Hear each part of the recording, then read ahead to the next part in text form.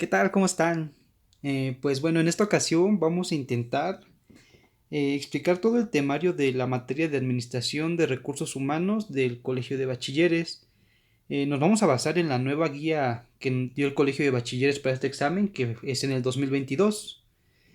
Entonces, pues antes de empezar, quisiera leer una frase de Che Guevara que dice: la única lucha que se pierde es la que se abandona. Entonces, bueno, si ya empezaron con este curso, los invito a ser constantes. Este examen yo lo realicé, lo pasé la primera vez y les puedo decir que es un examen muy largo, pero bastante fácil. No, no desarrolla mucho los temas. Entonces, pues vamos a apurarnos, vamos a empezar.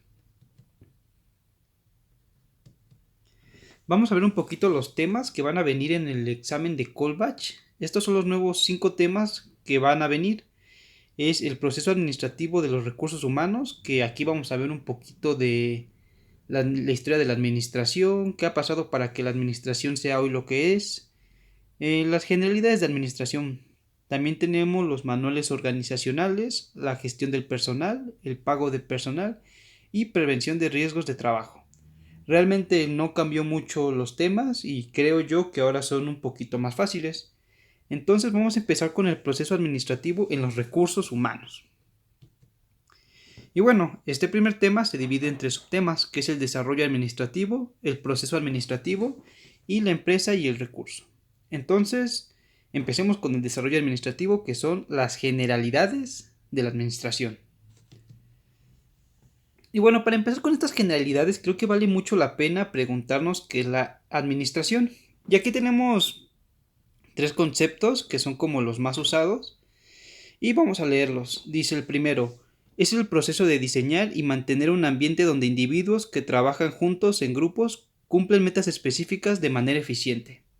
Otro concepto nos dice: es el proceso de planear, organizar, dirigir y controlar el uso de los recursos para lograr objetivos organizacionales. Y por último dice: función de lograr que las cosas realicen por medio de otros. Como verán, hay algunas palabras resaltadas en verdes porque creo que son las más importantes para entenderlas. En primer lugar, podemos ver que la administración es un proceso. Entonces, ¿qué es la administración? Un proceso, una serie de pasos. Eh, ¿Qué es lo que hace? Bueno, hace que individuos trabajen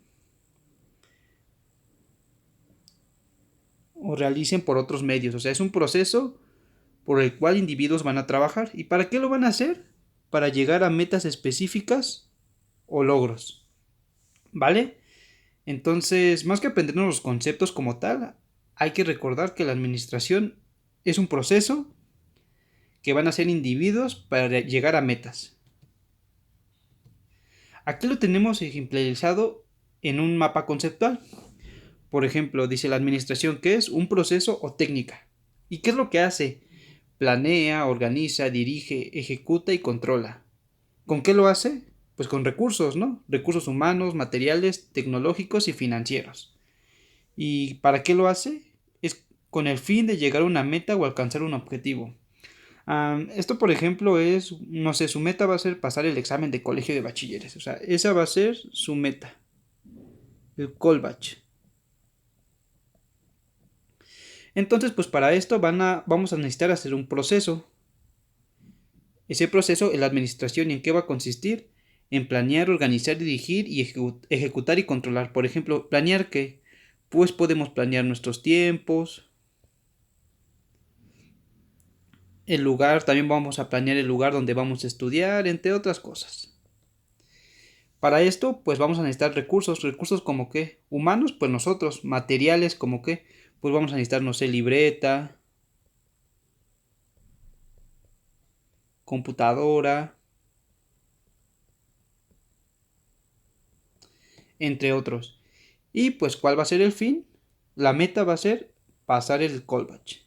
Entonces, acuérdense de esto y pues van a recordar que la administración, un proceso, qué es lo que hace, con qué lo hace y para qué lo hace.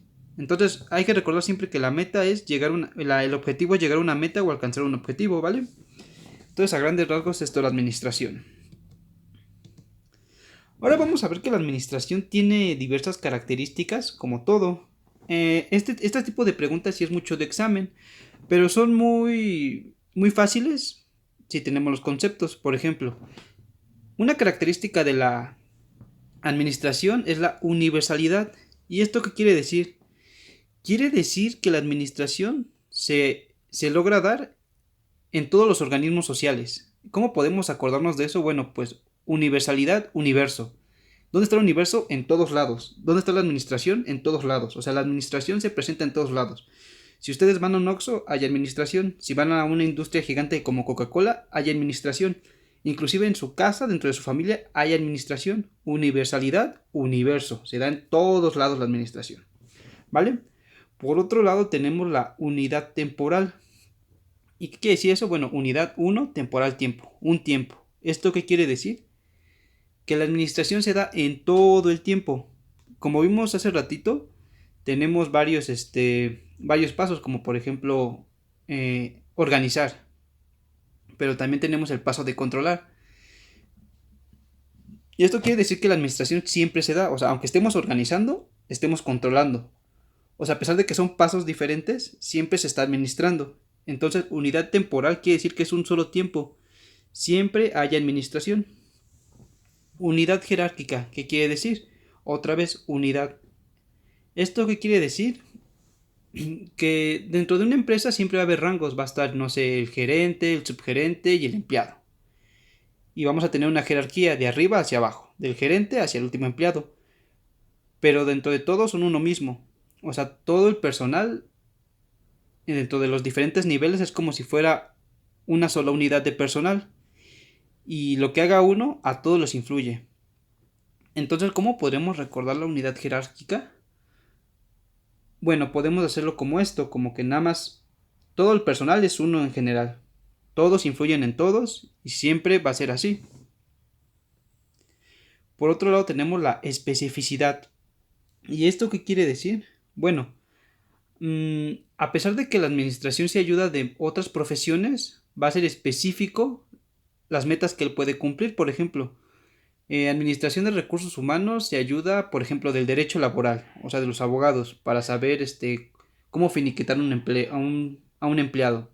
O también se ayuda de contabilidad para llevar costos. Sin embargo, el administrador tiene que ser específico. Un contador no puede hacer la chamba de un administrador. O un abogado tampoco puede hacer la chamba de un administrador. Entonces la especificidad es que la administración es única. Va a tener sus fines específicos. Y no lo pueden hacer otras profesiones.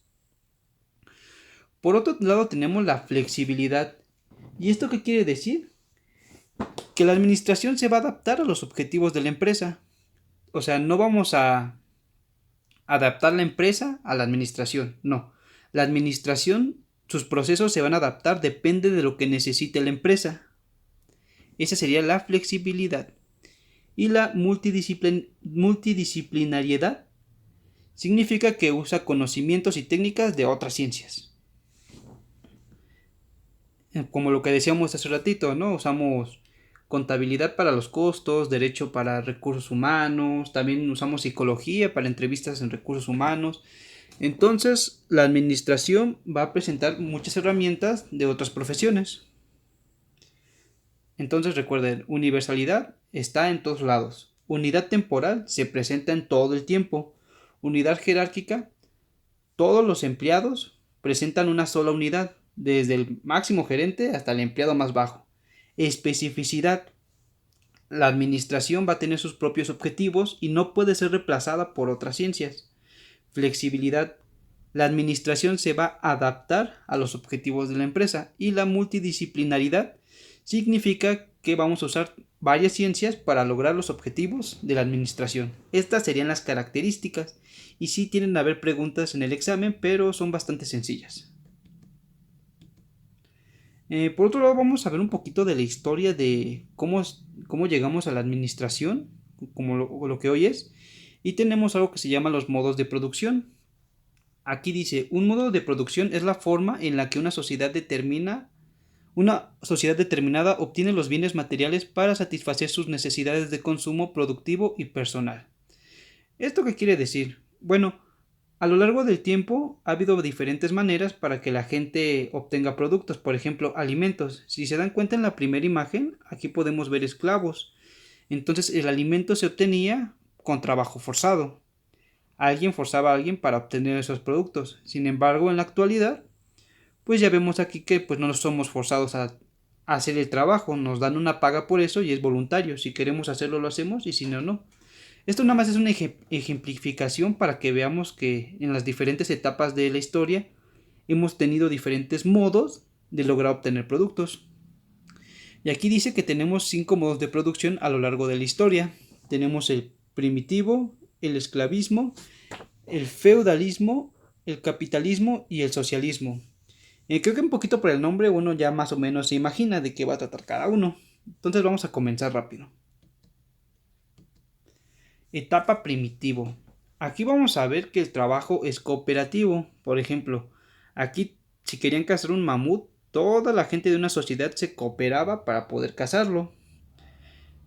Repartición equitativa de productos.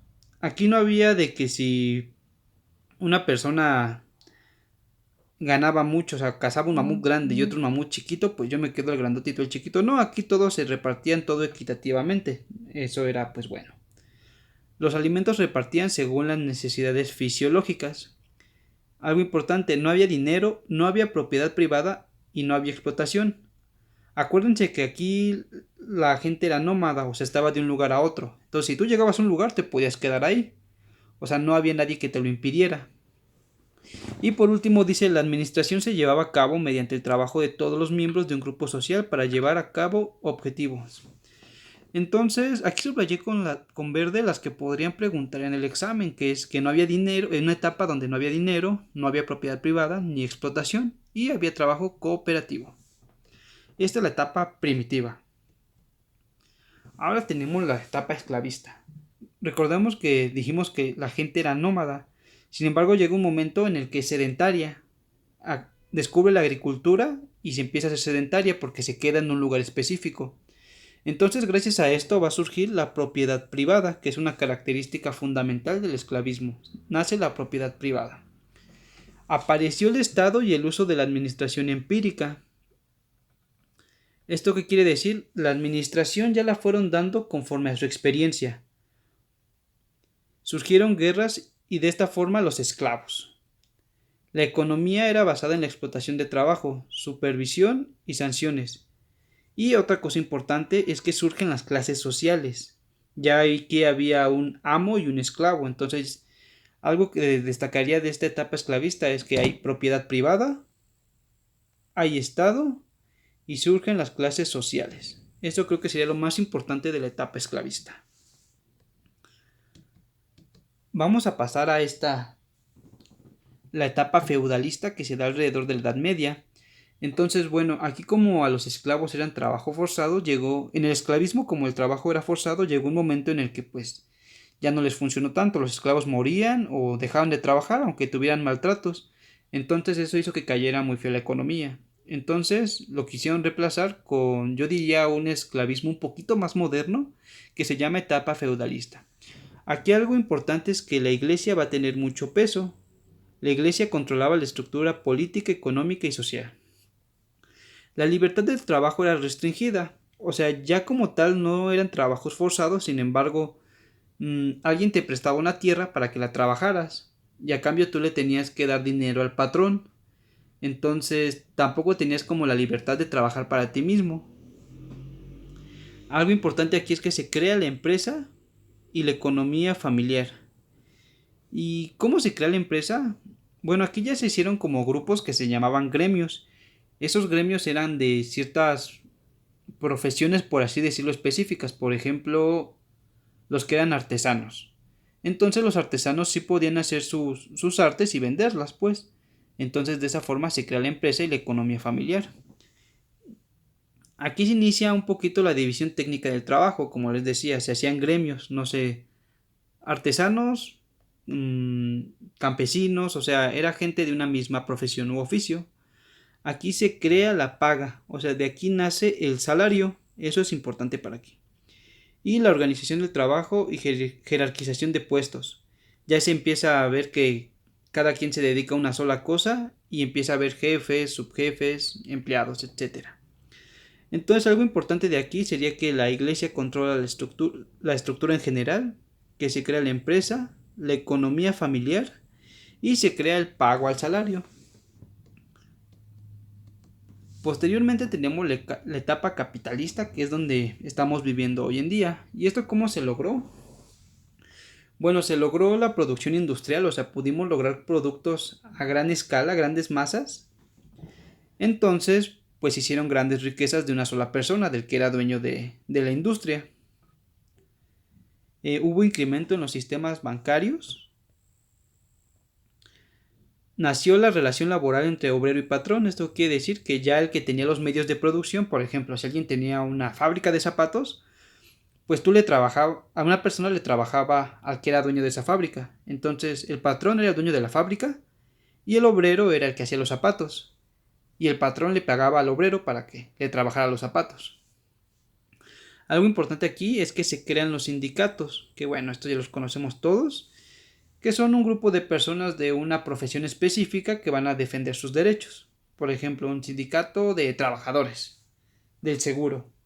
Entonces, pues son diferentes trabajadores que trabajan en el seguro social y van a defender sus derechos. Nacieron en esta etapa capitalista. Surgieron la lucha de las clases sociales. Esto también es importante.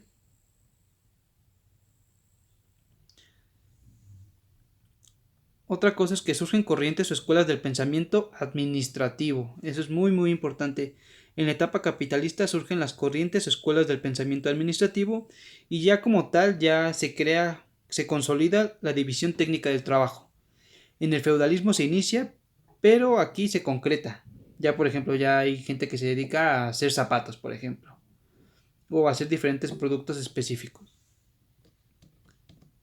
Y por último tenemos la etapa socialista, casi no se ve, pero aquí dice socialista, y esto sería lo contrario al capitalismo. ¿Qué quiere decir? Que tienen que desaparecer las empresas y la creación de cooperativas con fines sociales. O sea, aquí ya no va a haber, por ejemplo, de que alguien es dueño de una empresa de zapatos y alguien le trabaja ahí, no, o sea, la empresa de zapatos sería parte del Estado y el Estado repartiría equitativamente esos recursos que da esa fábrica. Aquí dice, el Estado se encarga de los medios de producción. Esta creo que es la característica más importante. Y la economía es planificada.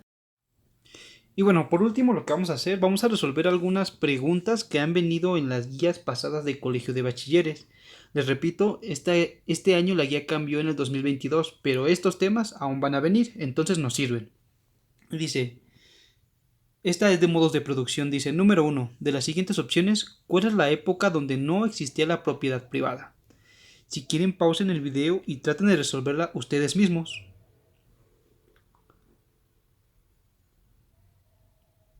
Bueno, ahora sí, vamos a recordar que existían las 5 etapas o de modos de producción.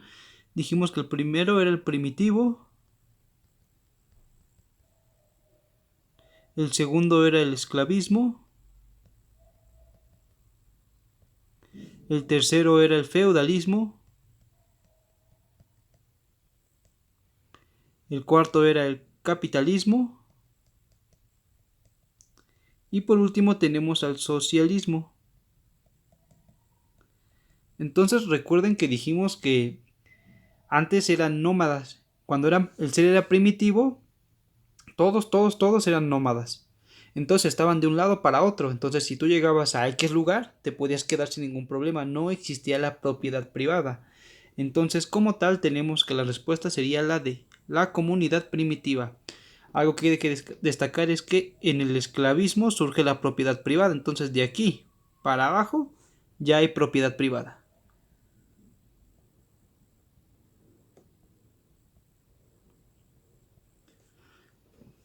Entonces recuerden, las características de la comunidad primitiva es que no hay propiedad privada, el trabajo es equitativo y nadie le roba el trabajo a nadie, o sea, si tú cazaste un mamut pequeño y uno grandote, no importa, todos comemos equitativamente.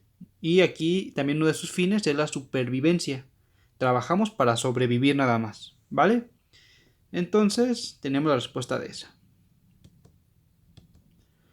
Por otro lado, tenemos una pregunta acerca de las características de la administración. Y dice, Relaciona la columna de la izquierda correspondiente a las características de la administración con la descripción de la columna derecha, eligiendo la opción que las identifique correctamente. Entonces, bueno, aquí tenemos tres características que dijimos que es la unidad temporal, ¿se acuerdan? De un tiempo, se da todo el tiempo, a pesar de que hay procesos diferentes, en todo el tiempo se da la administración, unidad temporal, un tiempo. Especificidad, ¿se acuerdan que dijimos que a pesar de que se apoya de otras ciencias, otras disciplinas como el derecho, la psicología, la contabilidad, es única y tiene fines específicos? Y por último tenemos la flexibilidad, que dice que nos había dicho que la administración se va a adaptar a los objetivos de la empresa, nos podemos adaptar a lo que necesite la empresa. Entonces vamos a buscar rápido, dice unidad temporal. Entonces el inciso A dice la administración se aplica a todos los niveles y subsistemas de una organización formal. Entonces esa no podría ser, esa como dijimos que se llamaba unidad jerárquica, o sea que la administración se va a aplicar en todos los niveles y todos los subsistemas de una organización formal, es la unidad jerárquica. Aquí vamos a poner unidad jerárquica, por si no había quedado del todo claro. Por otro lado dice, la administración, aunque se relacione con otras ciencias, posee particularidades propias que la hacen única. Entonces, ¿esa qué sería? Especificidad, porque dice, se relaciona con otras ciencias, posee sus propias particularidades, o sea, es específica. Entonces tenemos que la 2 es la B. La C dice, se aplica en cualquier grupo social y es susceptible de aplicarse en todo tipo de empresa. ¿Eso cómo se llamaba? Que está en todos lados, que se aplica en cualquier grupo social, en todo tipo de empresa, todo, universo. Dijimos que todo es universo, entonces este es universalidad.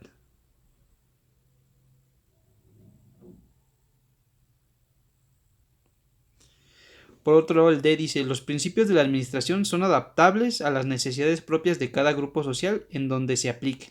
¿Eso qué sería? Pues la flexibilidad. La 3 es la D. 3D. Y por último, que ya es por default, dice, aunque en la administración se distinguen fases, etapas y elementos, esta es única y en la empresa se pueden darse de acuerdo con sus necesidades en mayor o menor grado en su totalidad. Entonces aquí que nos dice que la administración tiene fases y etapas y elementos diferentes. Sin embargo, es única. ¿Qué quiere decir que sea única? Que se da todo el tiempo, a pesar de que, o sea, no es como que primero es la etapa 1 y después la 2 y después la 3 y después la 4, no. A pesar de que hay etapas 1, 2, 3 y 4, todas son al mismo tiempo, o sea, todas se hacen todo el tiempo. Entonces eso sería unidad temporal. ¿Qué sería la 1E? Entonces aquí ya nada más buscamos, sería el inciso C. Así es, así de fáciles son las preguntas de colegio de bachilleres, se dan cuenta, son muy de lógica.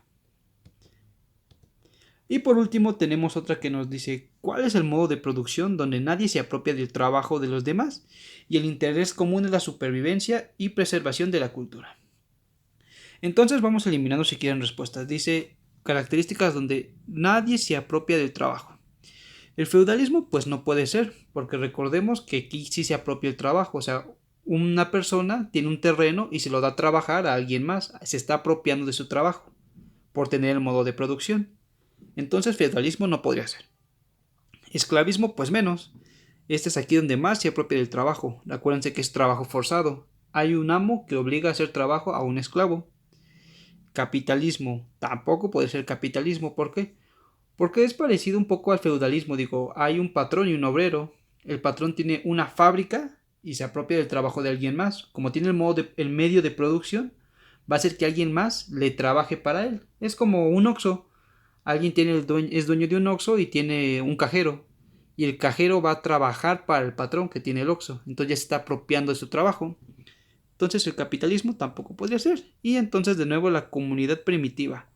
Recordemos que aquí nadie se apropia del trabajo de nadie y no hay trabajo forzado. El interés común es la supervivencia. O sea, todos están trabajando para poder sobrevivir. Para comer hay que trabajar y sobrevivir. Y se preserva la cultura. Entonces, bueno, estas son 3 preguntas que encontré en guías anteriores de los temas que acabamos de ver. Se dan cuenta que son muy fáciles y son respuestas a veces inclusive muy obvias. Entonces, pues, Sigan adelante con eso. Trataré en la medida de lo posible hacer los videos rápido, cada 2 días si me es posible. Y platíquenme qué les pareció. Si les pareció bien, mal, si le cambio algo, el audio, le pongo musiquita de fondo. Platíquenme. El punto es que tengamos una herramienta con que trabajar. Yo cuando hice mi examen no tuve la posibilidad de pagarme un curso y creo que muchos no lo tenemos. Pero estudiando, viendo videos de YouTube, pude sacar un glorioso promedio de 9.1 en el primer intento. También si quieren algún consejo o algo, pueden dejarme un comentario. Entonces por el día de hoy sería todo.